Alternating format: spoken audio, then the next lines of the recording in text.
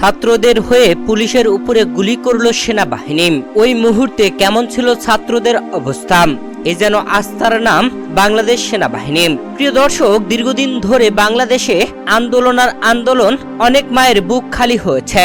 দীর্ঘদিন ধরে চলা এই আন্দোলন এখন হয়েছে কঠিন থেকে আরো কঠিন হতে চলেছে এই আন্দোলন।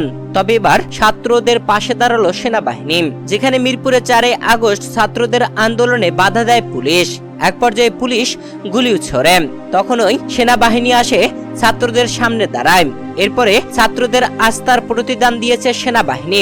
পুলিশকে প্রথমে সেনাবাহিনী ভালোভাবে বুঝিয়ে বলছিল তোমরা সরে যাও, তবে পুলিশ সরে না গিয়ে গুলি চালাতে থাকে। তখন পাল্টা জবাবে সেনাবাহিনীও গুলি চালায়। এরপরে পুলিশ সরে যায় সেখান থেকে। সেনাবাহিনী ছাত্রদের সামনে দাঁড়িয়ে এমনটা করার পরেই ছাত্ররা যেন বিজয় মিছিল দিচ্ছিল, এ যেন তারা জয় পেয়ে গেছে। তখনকার অবস্থা সত্যি বুঝাবার মতো নয়।